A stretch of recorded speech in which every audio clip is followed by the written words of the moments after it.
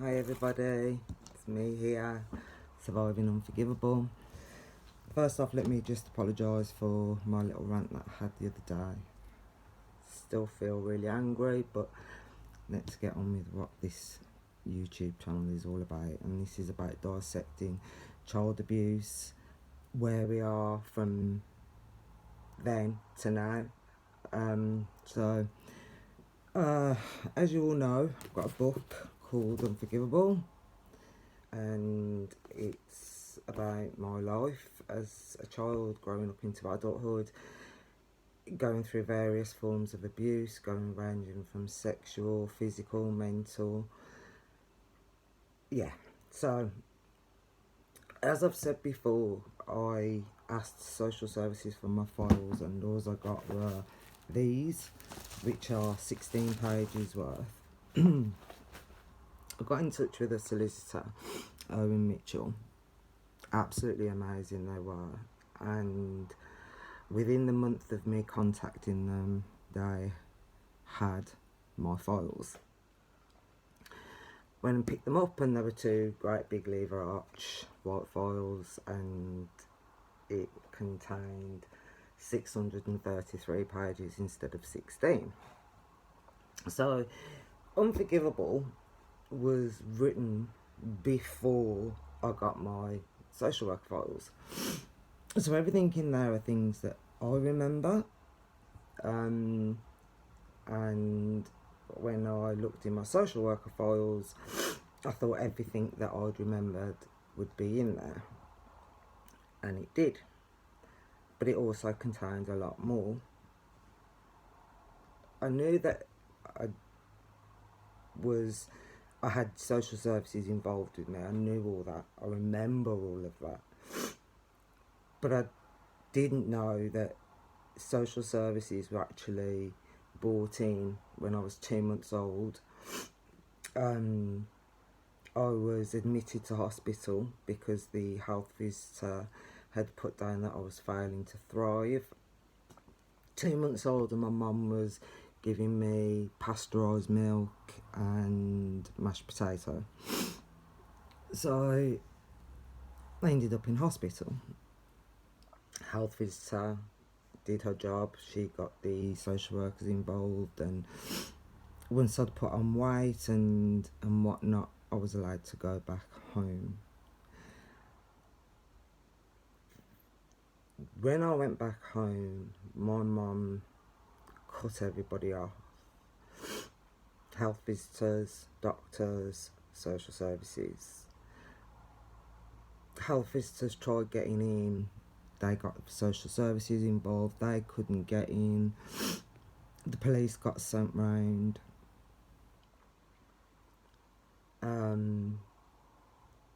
So that was something new that I found out through getting my files. And what I must say to everybody is, if you're going to get your files, and you've got every right to your files, please be careful. Try not to be on your own when you read them, because sometimes they like to throw things up, and it makes you think, oh my god, why didn't I remember this? Well, obviously I'm not going to remember that I was 2 months old. Another thing that got me was, let me just show you what I'm looking at. Sorry. So on my file there's a lot of black lines, if you see, and that's all because of private information of people that have been in touch with social services, the whole shebang. On the first page, which is the details of person to be admitted, which was when I was sent into hospital at 2 months old. My surname, I had two for some reason. I had Hill, which was my nan's name, and I had Donnelly, which was my dad's name, but he wasn't biologically my dad, even to this day I still call him my dad. So that's a bit, And then as I'm going down, and I'm going to be honest, this is something that I only realised today. Throughout my childhood, my mum would call me several names, Packy being one of them. So I'd always grow up thinking I've got some sort of Asian background because that's what she used to call me. When I look at the file, it says I'm half Jamaican, half Caucasian. Obviously the Caucasian comes from my mum, but Jamaican. Never ever ever heard her say that before. Even up to when I last seen her, when I was in my 30s, it was, your dad was a Packy, and I hate saying that word, and I'm so sorry if I'm offending people. I don't mean to offend you, just using certain phrases that was used towards me. So yeah, I hadn't been registered with a GP either. That was another thing. 2 months old, not registered with a GP. So yeah, started going through it all and reading it as best as I can. Please be aware that this is what's going to happen when you get your files. They do black out a lot of stuff. So yeah, it says I was 18 months basically, well 16 months when I was admitted to care after quite an involved chain of events, which still seems to be quite hazy in places. And then it says basically Colette's mother, and then they've blanked it all out. Then it's got the actual reason for admission was when. That's blacked out. And police, this is where I'm reading from. It was the actual reason for admission was then blank, and police expressed concern over how Colette would be subsequently cared for. So you've got the police involved there, along with social services, along with the health visitors.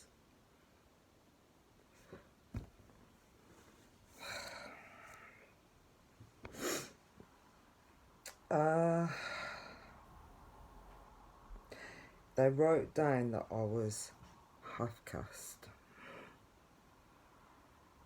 That was, yeah.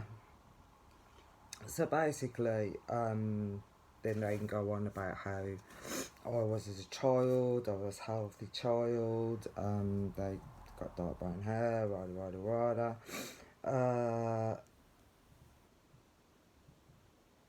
I was 16 months old and I displayed no knowledge of toilet habits.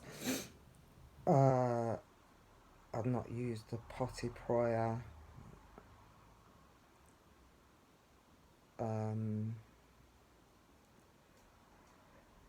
It says that I seemed happiest when I was eating with my fingers rather than with a spoon. So, I'm sorry, when I go through these, it just baffles me how I was under the radar for so long. And then this is what gets me. I'll show you. And it's got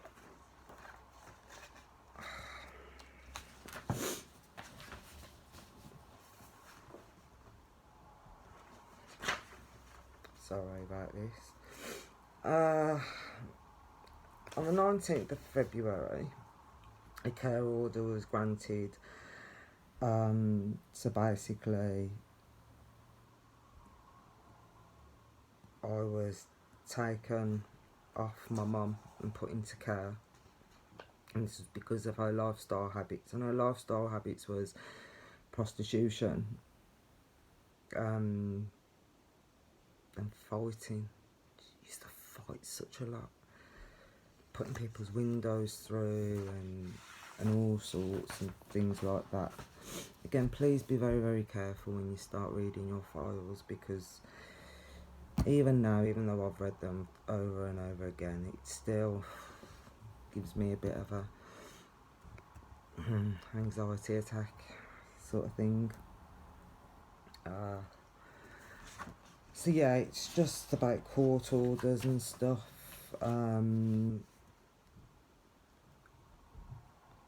Basically, me being in care and me being made available to my mum. They'd take me to centres where my mum could come and see me, contact centres. She'd never turn up. The social services would give her transport money to come and see me, but she'd never come up. I remember my family coming, I remember my auntie Wendy coming, I remember Darren coming.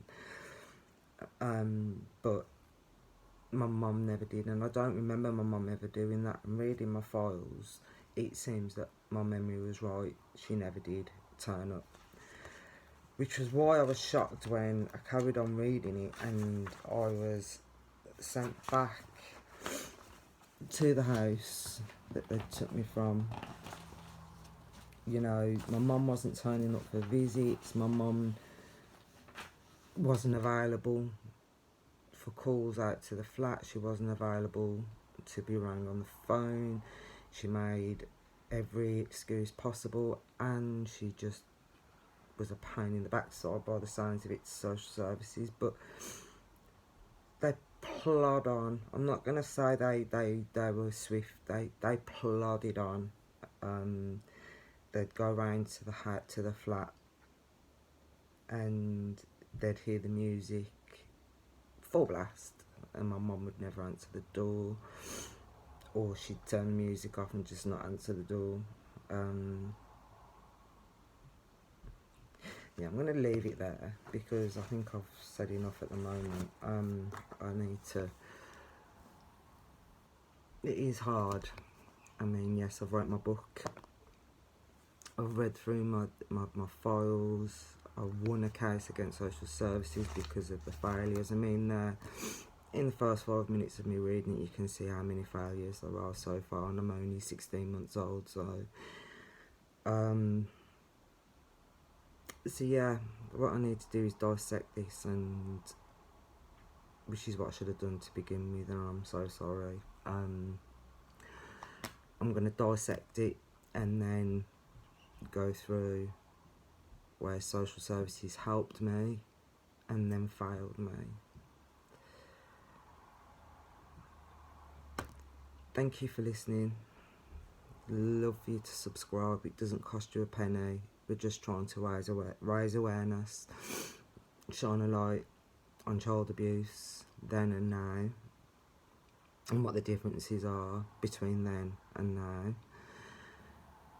Any thoughts, any questions, please do inbox me or do comments, but please subscribe, because the more people we've got subscribed to the channel, the more we can raise the profile. So for now, whilst I go and dissect this, I shall see you soon. Bye bye.